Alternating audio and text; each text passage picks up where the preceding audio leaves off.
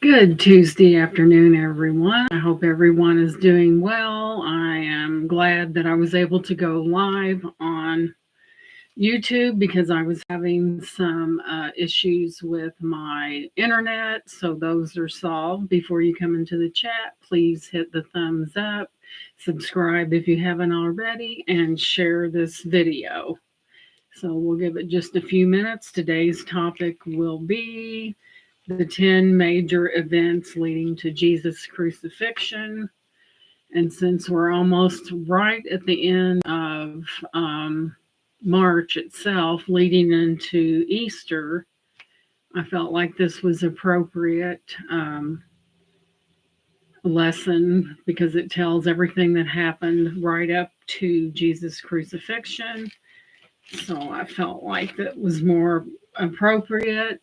So next week we will have Brian Lloyd on. He will be on the channel and we will be discussing grief and loss. And that will be next Tuesday. And then the following Tuesday will be, of course, the death of Christ and everything that happened thereafter.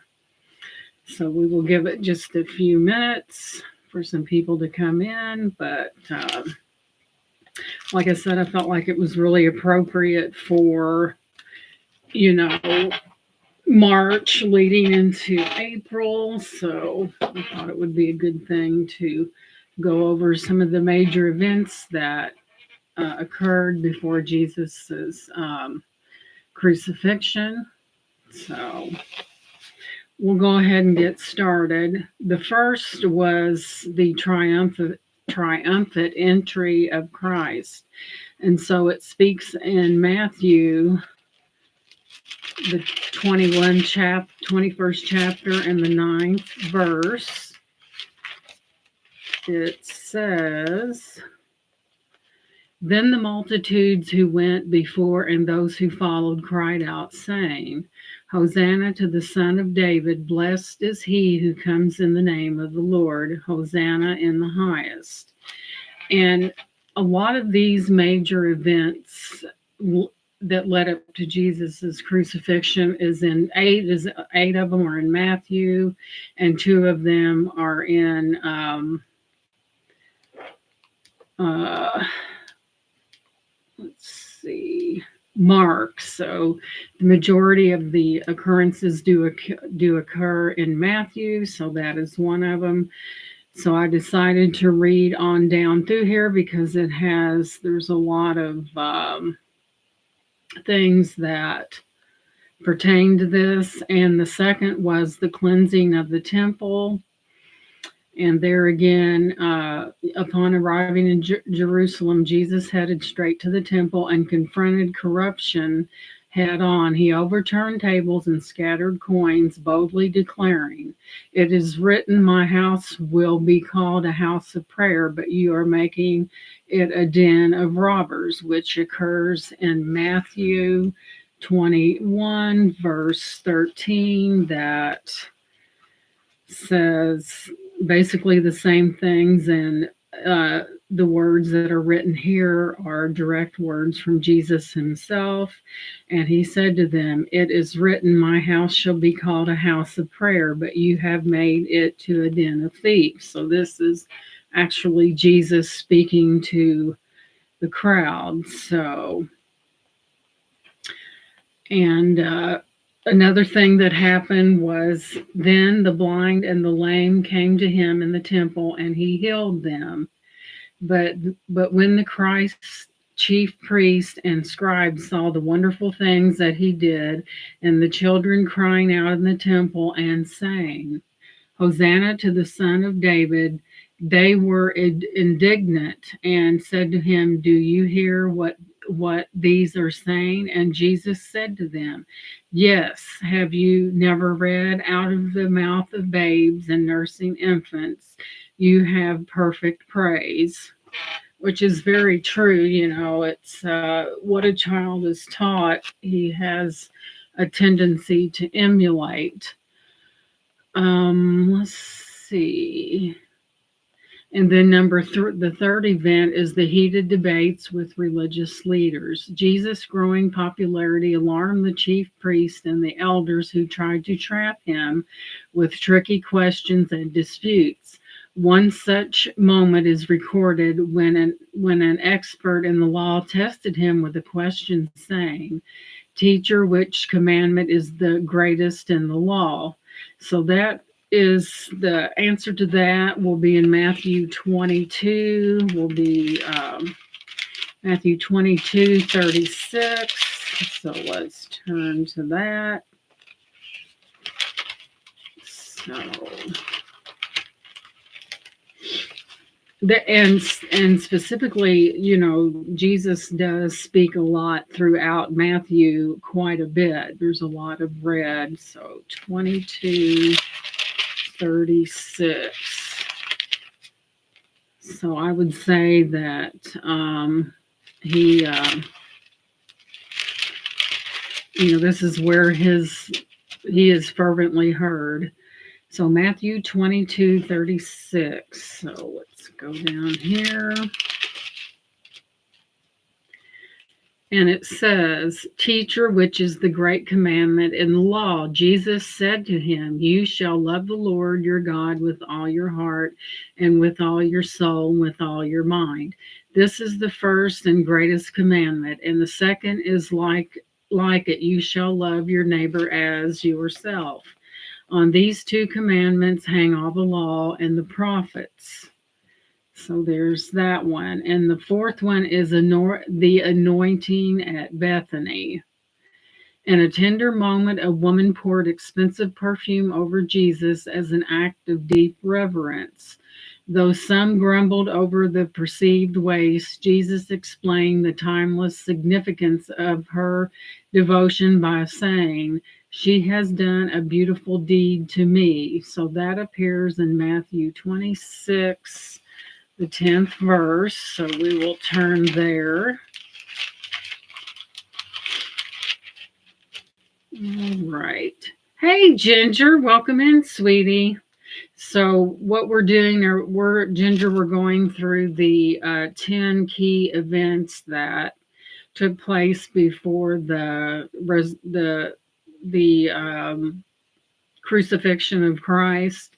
So we're on number 4. So this is where the woman poured expensive perfume over Jesus as an act of deep reverence. And we go to Matthew 26, verse 10, it says, "But when Jesus was aware of it, he said to them, why do you trouble the woman? For she has done a good work for me. For you have the poor with you always, but me you do not have always," which there he was in reference to, he knew that his death was pending. "For in pouring this fragrant oil on my body, she did it for my burial. Assuredly, I say to you, wherever this gospel is preached in the whole world that this woman has done will also be told as a memorial to her." So there's that one. And then number 5 is Judah's agreement to betray. So even as Jesus taught and transformed lives, betrayal was taking shape behind the scenes. And let's see. Judas Iscariot, seduced by greed and disillusionment, struck a deal with the chief priests. Scripture captures the moment they counted out for him 30 pieces of silver, and from that time on, Judas took for an opportunity to betray Jesus. So if we turn, let's see, Matthew 26:15 through 16. So it says, "And said, what are you willing to give me if I deliver him to you?" And they counted out to him 30 pieces of silver. So from that time, he sought opportunity to betray him. So, and then this leads on to the Last Supper, which in many churches, this is practiced as communion and the Last Supper to the bread to it's unleavened bread to symbolize God's broken or Jesus's broken body, and the juice for the blood. So that is done quite a bit in churches. All of them that I have ever went to do that. Yeah, it is ginger. It is. It's really bad, you know. Sometimes we get betrayed by people we trust and love the most. So we're coming up on, let's see, praying in Gethsemane. Jesus sought solace in the Garden of Gethsemane. Overwhelmed, he prayed, "My Father, if it is possible, I will, but as you will." So that will go to Matthew 26:39 and read that. Let's see.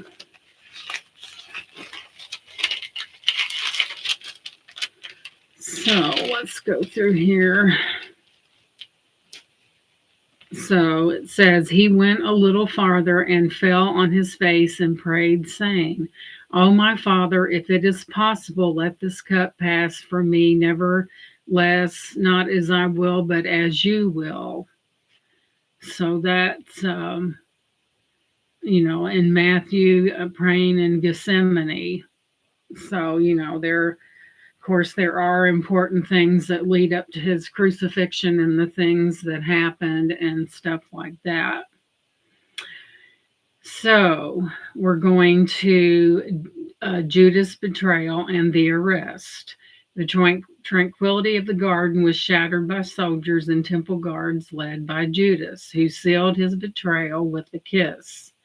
"Greetings, Rabbi," he said, and kissed him. So that the reference to that is in Matthew 26, verse 29. Let's see, 26, verse 49. I'm hoarse for some reason. Let's see here, 49. So, dropping down here, where's number 4? Immediately he went up to Jesus and said, "Greetings, Rabbi," and kissed him. But Jesus said to him, "Friend, why have you come?" Then they came and laid hands on Jesus and took him. And suddenly one of those who were with Jesus stretched out his hand and drew his sword, struck the servant of the high priest, and cut off his ear. But Jesus said to him, "Put your sword in its place, for all who take the sword will perish by the sword. Or do you think that I cannot now pray to my Father, and he will provide me with more than 12 legions of angels? Now then, could the scriptures be fulfilled that it must happen thus?" And so it goes down. I'm going to go ahead and read because I think this is important because this is actual words, of Jesus. "In that hour, Jesus said to the multitudes, 'Have you come out against a robber with swords and clubs to take me? I sat daily with you teaching in the temple, and you did not seize me. But all this was done that the scriptures of the prophets might be fulfilled.'" So, even when he, was born in a human form on the earth, he knew what his destiny was. He knew that he was to be born of a virgin and grow up and teach the gospel to everyone. And he knew that he was eventually going to be crucified. So he did have a mission that he had to complete. So there's that. The trial before the Jewish council. Dragged before the religious authorities, Jesus faced false accusation and relentless questioning, yet he largely remained silent, fulfilling prophecies that foretold the Messiah should take stand as a lamb led to the slaughter. When pressed, he finally affirmed his true identity, and the council condemned him for blasphemy. So there he was telling them that he in fact was the Son of Man, and they didn't believe him. They just, and really the sad part of it was, after his crucifixion and things that happened, the darkness that came over the land and the temple curtain being torn from top to bottom. And then some did realize that he was indeed the Son of Man, but they had already crucified him. And, so sometimes, people really don't, they find things hard to believe. And then as the truth is like this, usually the truth, it comes out one way and eventually it reveals itself later. So that's basically how the truth is. Sometimes you have to prove your fact in it, by Jesus's death on the cross. And like I said, the things that transpired after his death, they had doubt who he was.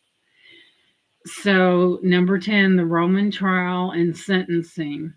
Handed over to Pontius Pilate, Jesus endured a violative crowd calling for his death. Though Pilate found to cause the pressure to appease the mob prevailed, Scripture summarizes. Wishing to satisfy the crowd, Pilate released Barabbas to them. Then he had Jesus flogged and handed him over to be crucified. This final verdict set into motion the darkest day in history, no one that would soon blaze him ultimate hope through the resurrection. So we're going to go to Mark 15, verse 15, which is right before Matthew. But Matthew is full, or is it? Was it back here? Matthew is really full of accounts of, what happened in the case of Jesus. There's a lot of, no, it's after. So we'll go to Mark 15, verse 15, chapter 15, verse 15. So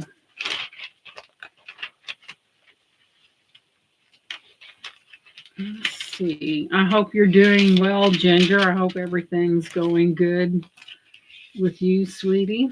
Let's see, 15.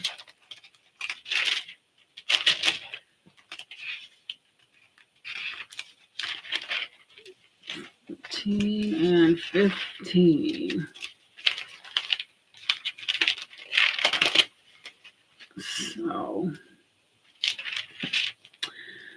So Mark 15:15. So Pilate, wanting to gratify the crowd, released Barabbas to them, and he delivered Jesus after he was scourged him to be crucified.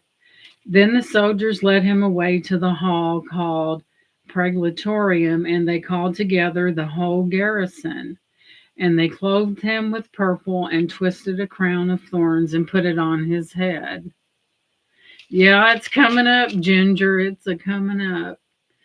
But I felt like that this was really appropriate, since we're in the season where Easter is next month. And the next lesson I'll have Brian Lloyd on. He lost his mother here last year, probably about, I think it was during the fall, and we're going to talk about grief and loss, and we'll have that, and then after that we'll have the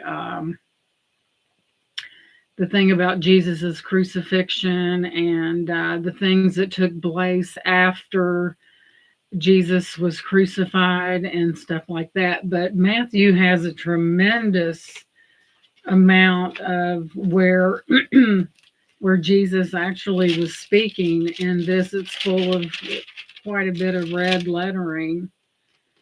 But yeah, Matthew is totally loaded with Matthew and 8 in Matthew and 2 in Mark. So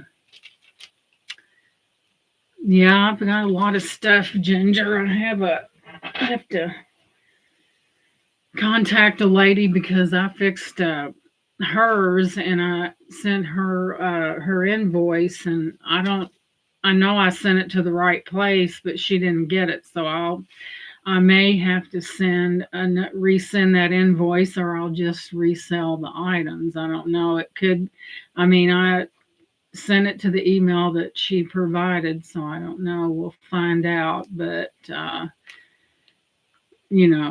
thought it went to the right person anyway. But,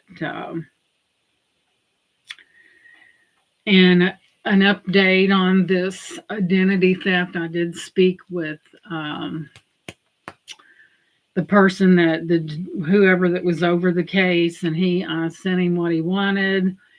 And I said, well, what happens now? And he said, well, it'll be turned over to the attorney generals, and they have two detectives that will go in and look at everything and, to release you from this loan. I said, well, I know there's no doubt it wasn't mine. And I started asking questions. I said, how was it that I never received a billing statement on this? And he said, well, maybe they sent it to the wrong place. Well, I'm thinking in the back of my mind, because I'm wanting to get this over with. Want to be as cordial as possible. And I'm thinking, the wrong address. Did he pull my name out of a hat? Because I certainly got the entire bill. So I didn't know. So they'll investigate it. He said sometimes they will trace the IP address. And he goes, sometimes people do this in a library, because evidently there's people that's really good at doing stuff like that. So I said, he said, unless someone got on your computer. I said, nobody comes up here but my family, and I know better. And then he proceeded to tell me that this older gentleman, they traced the IP address and it was to his computer. Well, his son, I know, Ginger, had, his son did it. So how embarrassing would that be to be someone take a loan out and their dad's name, using their dad's credit? So wouldn't that be horrible to have to pay that? How embarrassing would that be? I don't know, Ginger. It just seems like, you know, it, like you said, did they pull my name out of a hat? They couldn't have, because the bill come to this house. So it just don't make any sense. I said, well, what state was it done in? And he said he didn't know. Well, he was the one that pulled up the loan information and he didn't know. So it's hard to say, but now he asked me if I received an email saying that sent him all this. We talked on the phone. Well, I didn't get it. He kept waiting. He goes, you should have an email. And I said, well, I don't have it. And he said, well, if you don't get it, call me later on. I don't know, Ginger. I really don't know. Who knows? I mean, with what happened with that specific thing is, I don't think they'd have time to be on YouTube because they got too much work to do. So they couldn't tell me what state it was done in. I mean, I said, and I said, as far as that goes, I said, I don't know what they submitted. I wasn't there. I'm the victim. I said, tax, legal, bank accounts and tax forms don't lie. I said, there would be no way that they could get a hold of that information, like our tax return information. Who knows? With everything going on today, you just never know what people have. That guy that I was talking to from SBA, he said, well, you know what? He said, I'd really hate to be them when they get caught. And my husband said, well, when they catch them, then we ought to sue them. I said, you know what? You can't get blood out of a turnip. I said, that was 2 years ago, and the money's probably long since gone, but I know that I didn't get that. So I don't know. And so that's the update on that. I just wish that, sometimes in the pursuit of justice, it takes a while, but, once it goes to the Attorney General's office and they've got two investigators and they track the IP address, like they said, it could be someone could have went to the library and done it. Because I'm telling you, people who steal money like that, they know what they're doing and they've did it before. So maybe they thought of everything. Maybe they went to the library and used their computers. It's hard to say, but that's a lot of information. It's one thing to get someone's social security number, but how can you get their bank account unless we were contacted by the bank?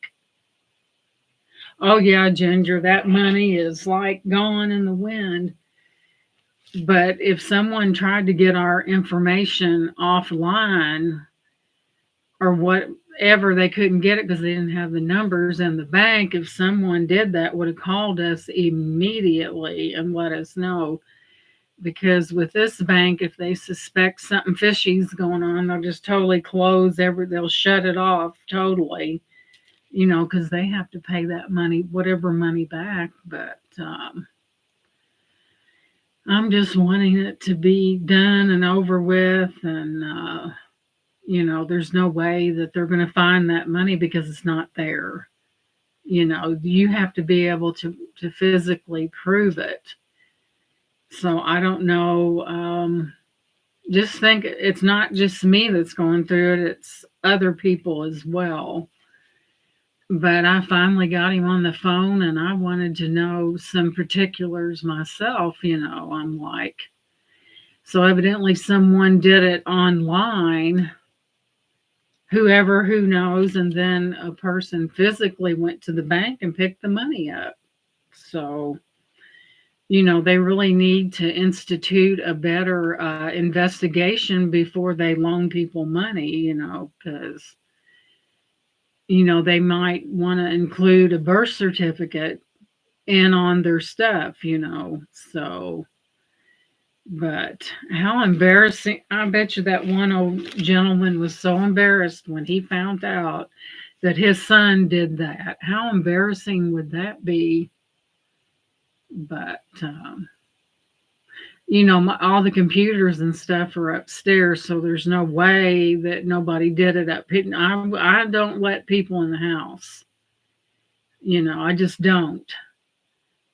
Unless I know them really well and everything's upstairs. So if they start to go upstairs, naturally I'm going to ask them what they're doing. But Ginger, not that I know of. I haven't seen it, and that's another thing. Experian, TransUnion, and Equifax. They put all this stuff on your email saying it's free. Well, you're entitled to one free credit report. So the last report I have, it's not on there.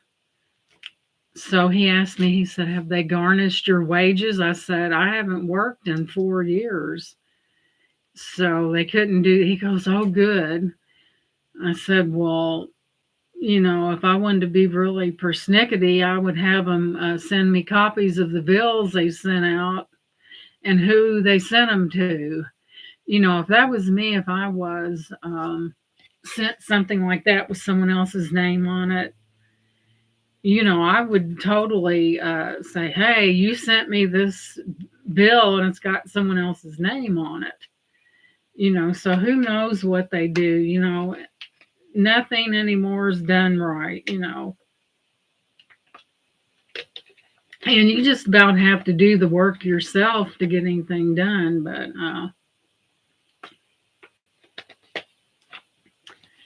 I think that may have been why all the money that was lost during that time period between 2020 and 2022, and maybe that's why a lot of they're cutting jobs because they're trying to figure out where that money went.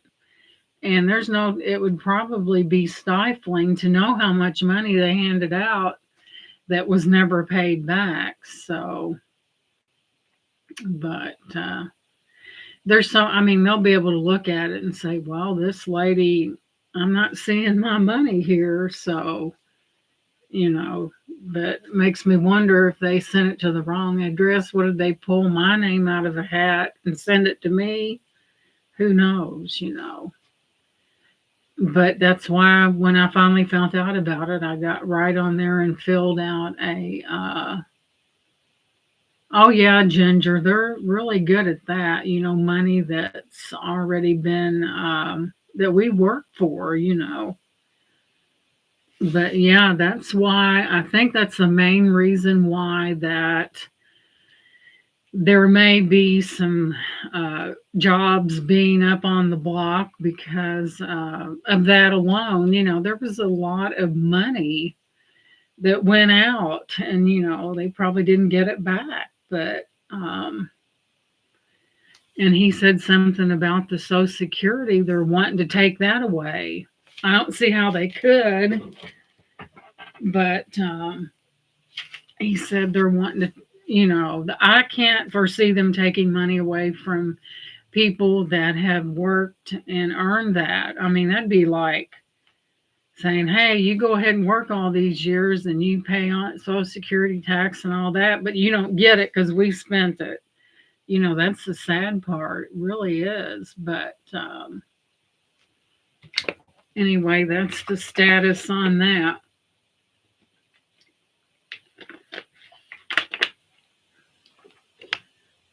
But yeah, if he should know more than he should know where everything took place. I said, well, what? Ask him what state, and he said he didn't know. Well, he's got that right in front of him. Maybe he didn't want to say anything until thinking that I don't know, but that's really the first time that I ever really got any answers from him about how it was done and stuff like that. But they're going to have to prove it, and their money will not. We had 3 tax returns from that period and all the bank statements, and they're not going to be able to find it. We can't finagle bank statements. It is what it is. If you make a deposit, you make a deposit. They ain't going to hide it. But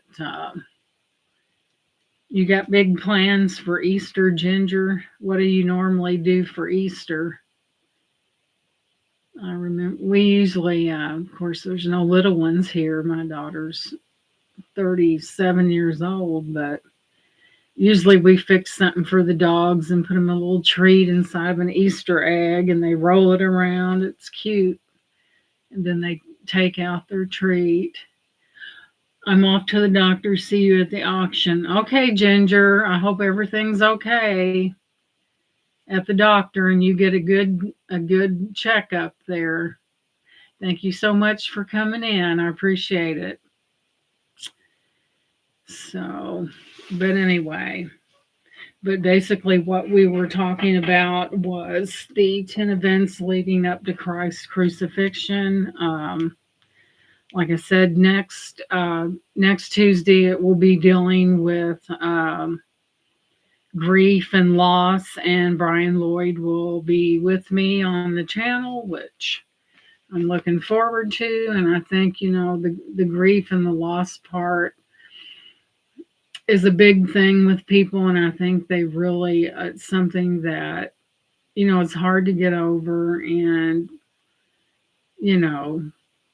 I think seeing where you can identify with another person, because as long as we're on this earth, we're not going to live forever, and we're going to lose people that we love and things like that. So sometimes it's good to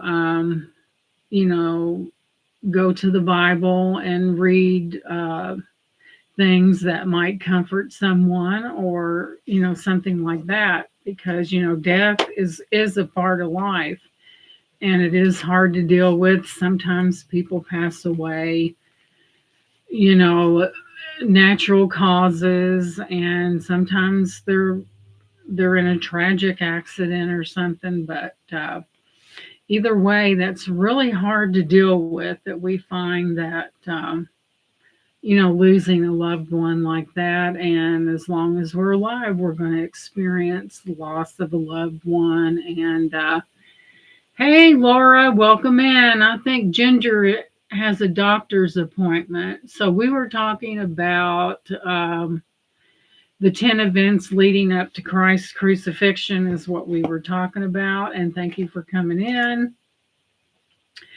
And I was saying how pleased I am that I got internet so I can trust it when I pull it up. I'm not going to be blurry.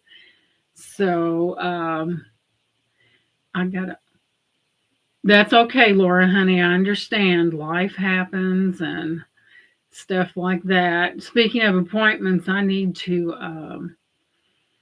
I think I'm only 2 years and maybe 6 months late on my eye exam. So I need to make that, because we get glasses and everything. These were expensive. These were like $900 for the frames, but we didn't have to pay that. We had to pay part of it. So we usually get the free frames and the free eye exam. But yeah, these are some kind of real expensive brand.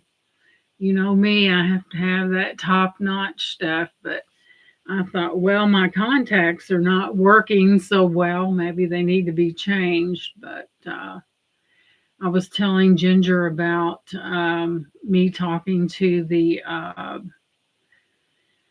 that small business association. So I called him and I sent him the things that he needed, and he said this stuff will be sent over to the Attorney General, and there's two investigators. They'll investigate the case.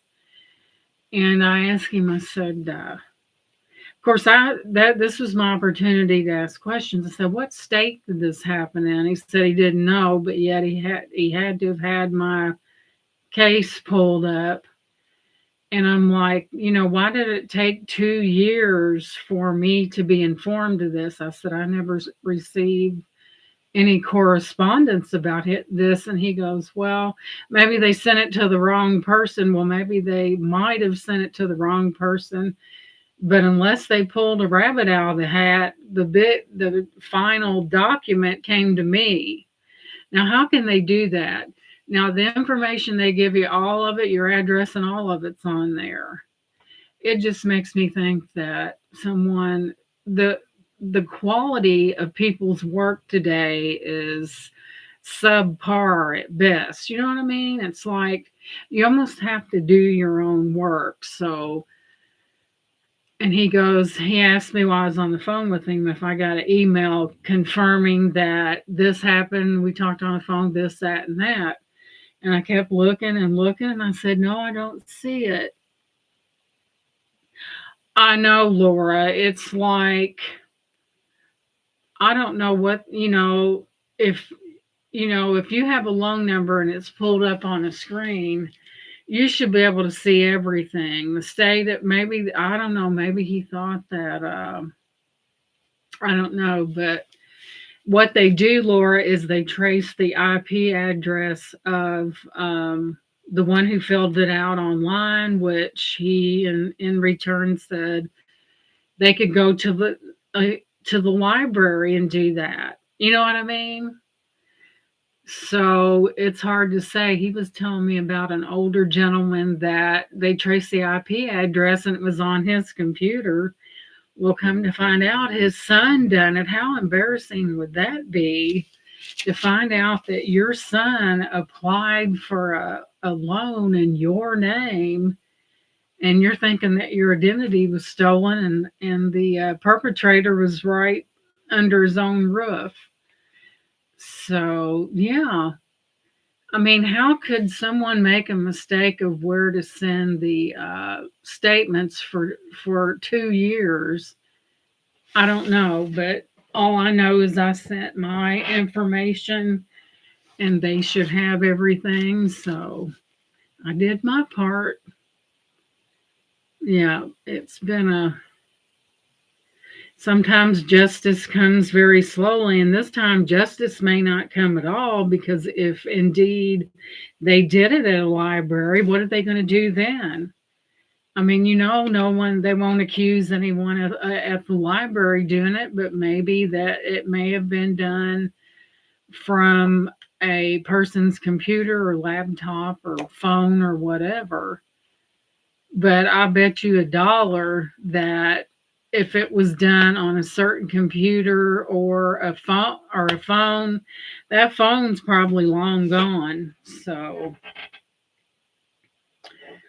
I said, if I would have gotten a bill for this in advance, then this mess would have been over with a long time ago.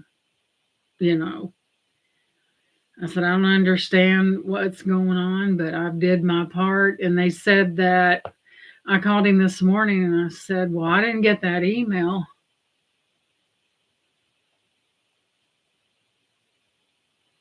Oh, yeah, Laura, it would have had to have been.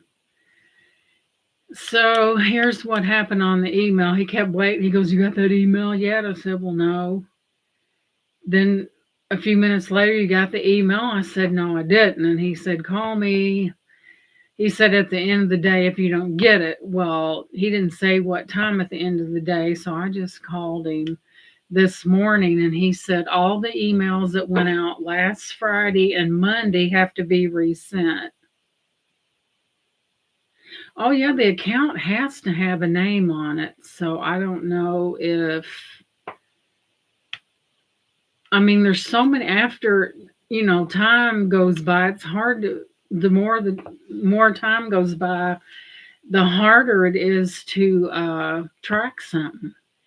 I mean, if I would have received a bill or something like that from, an organization, it would have been over way before now. I could have said, hey, and, but I do think they need to raise the bar on the requirements for loans, because there's so much fraud, and everything. I really do, and it might save someone from being, it can be a nightmare. So they said this one old gentleman, how they have you hold your ID up and everything, said he had to take history. He said he held it under his chin, and after the third attempt, they got a good one. But I don't know. Like I was telling Ginger, they're going to have to show me where that money is and those tax returns and those bank account. And I said, by the way, you know how much they charged us for this? I said, they charged us $80 at the bank to get those, all those bank statements. I said, that come out of our pocket. I said, I just wanted to let you know that we had to pay that. They ought to after they find out that I'm not, which I'm not, they ought to give me my money back. Of course, them. If you owe them, they're ready to string you up from the highest tree. But if they owe you something, they take their time. But yeah, it's a crazy world. I mean, I can't think like a criminal. I don't know. If they expected me to tap into somebody's stuff, they'd be out of luck, because I'm not that type of person. I don't know how to do it, nor would I do it if I did know. So, but I'm just glad that to get this. I guess the reason why it took them so long, they had all these, 3 million people. And he was talking about, Elon Musk said, if you're supposed to do 4 people a day on this, and if you only do 2, and he goes, well, he's going to get rid of people, he needs to look at their work ethic. And if you only do two verses, someone does four, then they should get rid of the one that does two. So I guess they're really, I guess Elon Musk is putting them under a lot of pressure, So, they have to physically show the work that they have done that day. So, and I think it's really connected to all the money that they handed out that they probably didn't get it back. No wonder he put the clamps on him, but he was talking about, Elon Musk and how, all they're having to report their work and stuff like that. But I don't know. This world is in a mess. You can't trust anybody, least of all the government. You have to you can't go on your computer and do anything because someone will hack into it. And really, guys, all of our information's out there. It just depends upon how creative a person is at getting to it. And AI, that made it worse. But all of our information is out there. I've had, someone tried to take out a loan for a home in my husband's name, and they called him. He said no. People using, I mean, I can't think like that. If I had to do something that was illegal or immoral in order to obtain something, I wouldn't do it. I would just work instead of trying to do something on a computer and lie. I would do it the old fashioned way. I would work for it, but so often it happens. And, we live in a society where you can't believe anything almost, but Laura said, I wish I could have that job. I love auditing things and go after the people. I did that in the medical field. Oh, wow. Yeah, Laura, because I think Laura is a person that, like myself, enjoys justice. And sometimes it's like putting a puzzle together. It's very interesting. You use all the facts, and it's almost like being a detective in a way, but yeah, it's very interesting. But I'm sure that's one of the reasons why that they're cutting some government people, because I think it has a lot to do with that money. I really do. But they need to, maybe they figured someone wasn't pulling their weight and drawing that money, and everyone's paying for it. And then I heard Social Security, they're going to try to do something to that, and that's totally wrong. I mean, people paid in their money all their life when they worked. I mean, that's like having all this money in a bank and somebody kept dipping their hand in there until the point where, they're so deep and they've already spent it probably, and that's other people's money. It's a bad thing, makes you think, even in the next couple years, will Social Security even be, will it really be a real entity? Who knows? They're trying to take away, they've spent so much money so frivolously that they don't even, when you reach in that cookie jar and there's just crumbs, you got your answer. But yeah, we live in a very sad, sad world, you know. Laura, what do you do for Easter? Do you, since our kids aren't little anymore, we usually fix something up for the Chihuahuas and put them what we do, we put them a treat and a little egg and watch them roll it around and see it. They're able to get them out. Ginger backs something up and flips it. But since we don't have any little kids anymore, or only had the one, but we usually have dinner here and I know a lot of your churches have sunrise services. I've never been to a sunrise service because I'm not into getting up early like that. But oh yeah, what? Yeah, besides the pagan holiday, right? And I think that we should focus on the what Jesus done for us and the great sacrifice that he made for all of humanity. And I just can't watch that. Oh, what's that? The what do they call that? Where it shows the what movie is that? Where it shows the where Jesus was locked up, and then all that stuff that happened before the crucifixion. I can't watch that. I know it happened, but I cannot watch that to see that. I don't like violence, but yeah, and that's what we all should do. What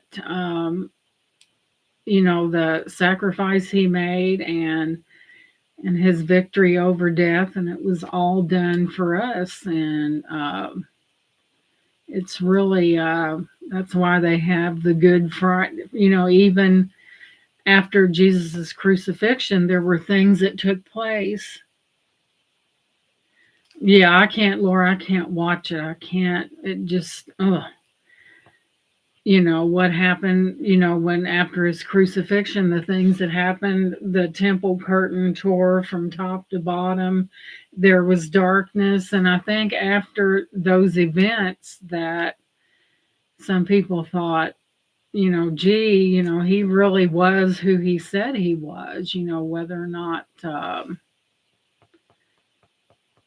They realized that they really did crucify the Son of Man. So, but yes, it's that's what we should remember. That's for sure. That the price that Jesus paid on that. I cannot watch that show. I cannot watch it. It just upsets me so bad. But did read a book on it. But yes, it's we should all remember that the ultimate sacrifice he made. And but they talk about, here's another thing, they found that Torah where it's got the outline of what they say is Jesus. Well, first of all, we know that Jesus rose on the set. He was crucified and he rose on that second day. So how could you have an outline of him on a Torah when, see, that's how they dispel what actually they're more focused on the, which could have been anyone. That could have been a tradition used by many people. But see, they're trying to dispel that Jesus, in fact, rose and his descension into heaven. You see, they get away from that. And just like they're searching for the Holy Grail, they'll never find it because it's not intended to be found. But like I said, the cloth that Jesus was wrapped in, I mean, it's that could have been anybody. And since DNA wasn't a thing back then and they had no idea, but I'm thinking, excuse me, there they go trying to dispel what really happened, more focused on who it is more so than what had happened. And I don't think that's, but you probably know what I'm talking about, Laura. It's got they outphoto, it's got the features of a man and stuff like that. It's probably fake anyway. But the thing that kind of really bothers me is that they tell about that, but yet they don't tell about how he was well, they do, but it doesn't say how that he rose on the second day and his descension into heaven. There would be no way, of course, I'm sure that Jesus was rather bloody after what had happened to him, but I don't think that that would be possible to have this shape of this. I think there wouldn't be enough time. And the way that looks, that could have been resting on a body for a very long time. But it just amazes me how people try to take away, scientific things have come a long way, but if your findings do not acknowledge everything that happened, they don't mention about the ascension or nothing like that, but their theories, and they'll never find the Holy Grail because I don't think it's going to be found.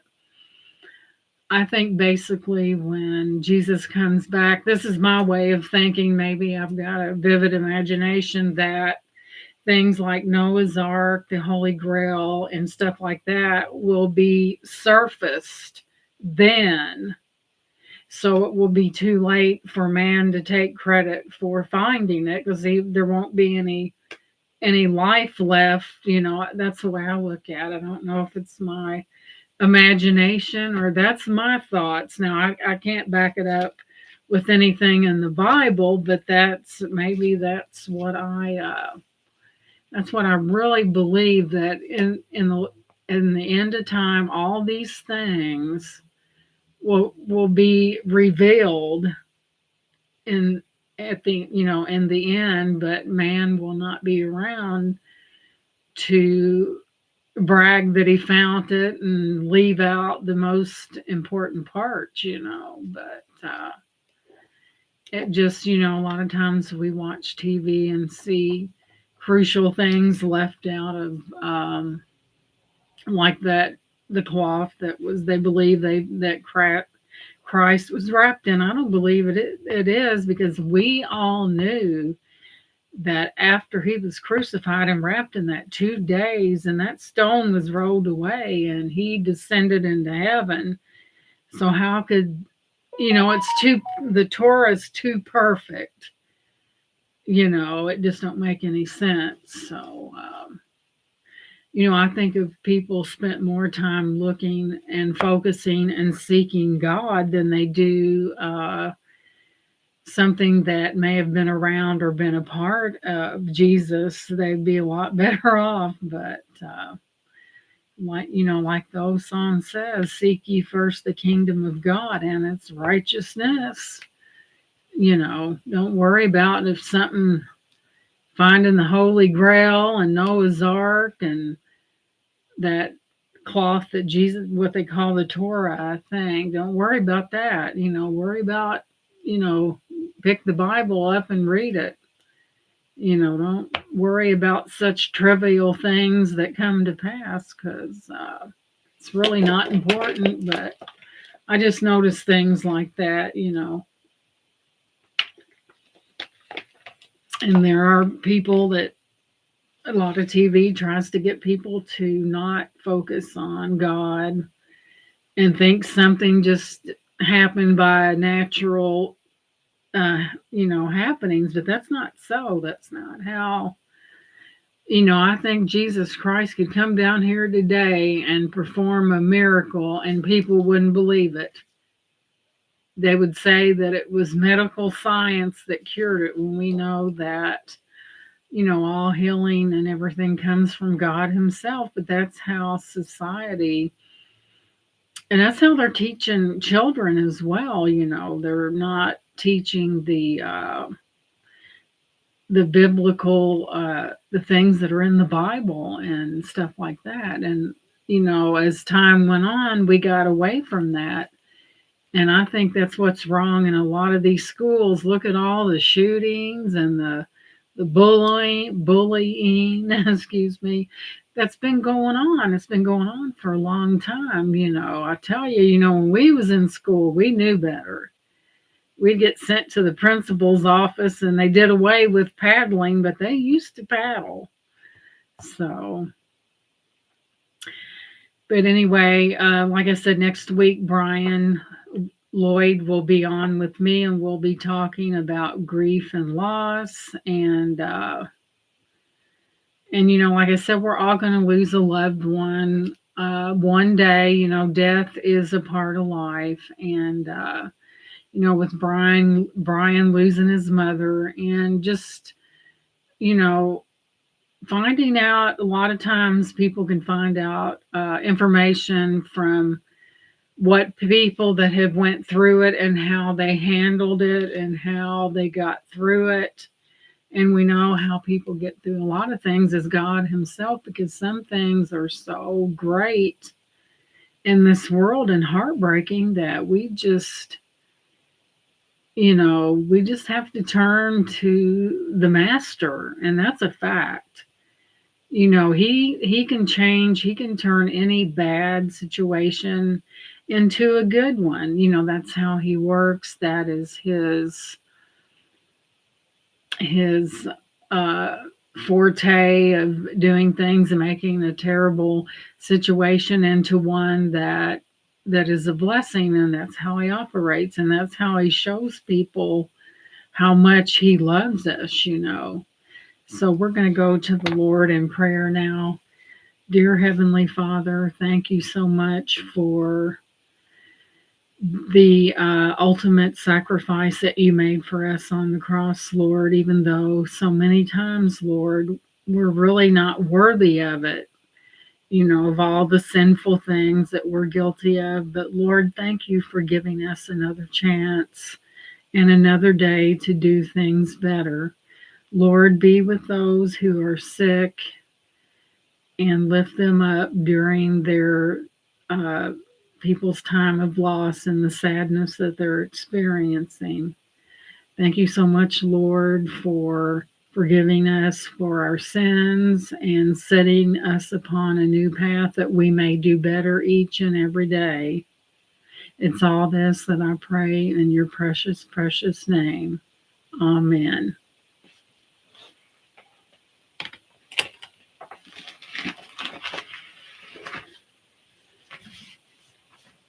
So, like I said, next week we'll have Brian on and we'll talk about grief and loss. I've already got my lesson thing made out for that, exactly how we're going to do it. You guys have a great day. Looks like it's been raining here. So I shall see you next week.